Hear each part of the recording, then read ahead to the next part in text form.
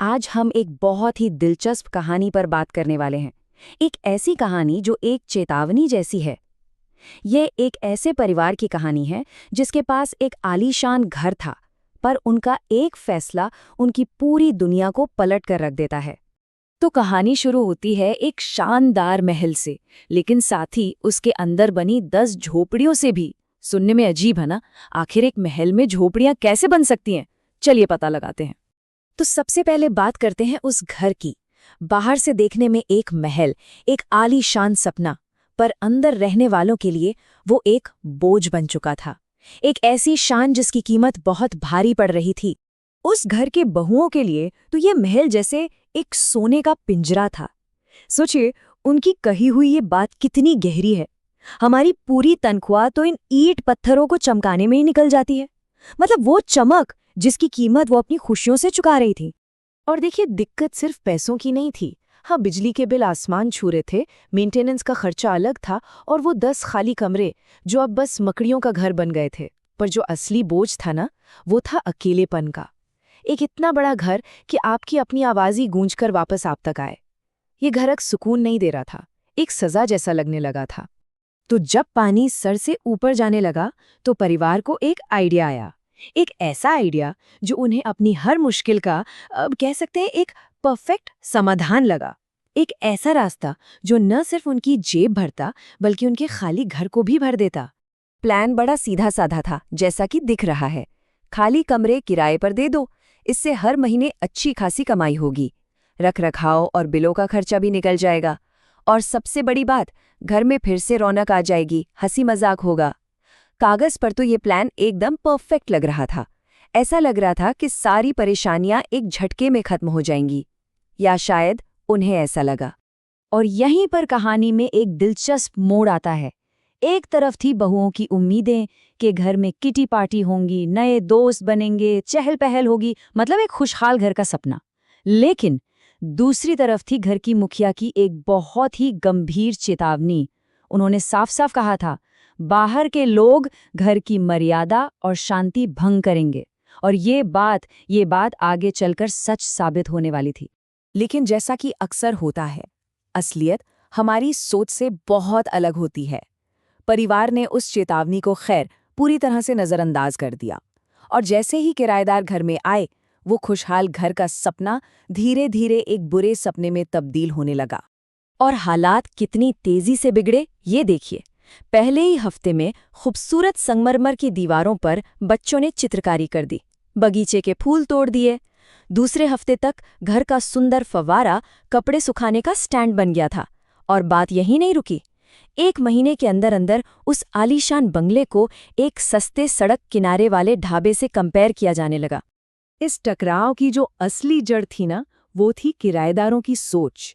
उनका ये कहना कि हमने झोपड़ी का किराया नहीं दिया है, बंगले का दिया है, तो सुविधाएं भी बंगले वाली चाहिए। ये सिर्फ एक मांग नहीं थी, ये उस घर के सम्मान पर सीधा हमला था।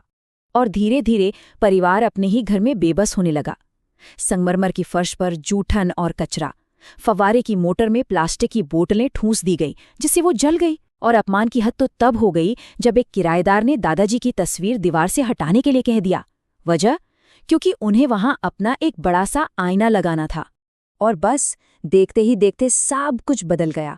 जो परिवार कभी उस महल का मालिक था, वो अब अपने ही घर में चौकीदार जैसा महसूस करने लगा था, और किराएदार वो मकान मालिक बन बैठे थे।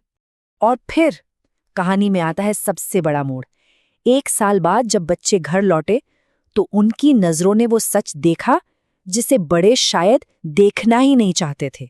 सोचिए, वो बच्चे 1 साल से बोर्डिंग स्कूल में रह रहे थे, शायद इसी उम्मीद में कि छुट्टियों में अपने बड़े खूबसूरत घर जाएंगे, सुकून से रहेंगे।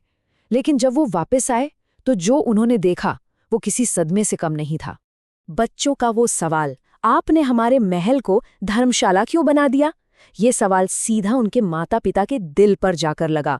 उनका खेलने का एरिया एक गैराज बन चुका था, फर्श पर तेल फैला था, और उनका घर अब उनका नहीं रहा था। ये वो पल था जिसने सब कुछ बदल कर रख दिया। बच्चों के वो शब्द तीरों की तरह चुभे। तब जाकर माता पिता को एहसास हुआ कि कुछ पैसे बचाने और अकेलेपन के डर से उन्होंने कितनी बड़ी गलती कर दी थी। उन्होंने अपने बच्चों से सिर्फ उनका घर ही नहीं, उनका बचपन भी छीन लिया था। और बस उसी पल उन्होंने फैसला किया कि अब बहुत हुआ। इस एहसास के बाद परिवार ने फैसला किया कि वो अपने घर को वापस पाकर रहेंगे। और ये लड़ाई सिर्फ एक घर को वापस पाने की नहीं थी, ये अपने सम्मान, अपनी शांति को वापस पाने की लड़ाई थी। घर की मुखिया के इन शब्दों ने जैसे सबको एक कर दिया।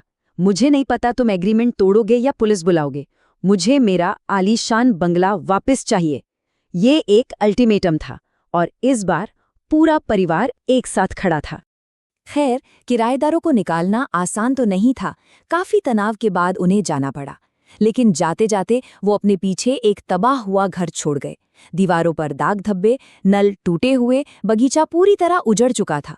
और विडंबना देखिए, जिस मेंटेनेंस के खर्चे को बचाने के लिए ये सब शुरू हुआ था, अब घर को ठीक कराने में उससे कई गुना ज्यादा पैसा लग गया। 1 महीना लगा और परिवार की सारी जमा पूंजी लग गई। तब जाकर घर वापस अपनी पुरानी हालत में आया। घर एक बार फिर खाली था, शांत था। लेकिन इस बार का ये खालीपन चुभने वाला नहीं था, बल्कि सुकून देने वाला था। परिवार को अब समझ आ गया था कि घर ईंट पत्थरों से नहीं, बल्कि उसमें रहने वालों की शांति और सम्मान से बनता है। तो ये कहानी हमें एक बहुत ज़रूरी सवाल पर लाके छोड़ देती है। उस परिवार ने थोड़े पैसे बचाने के लिए अपनी शांति खो दी और फिर अपनी सारी जमा पूंजी लगाकर उसे वापस पाया। सवाल ये है कि शांति की असली कीमत क्या है?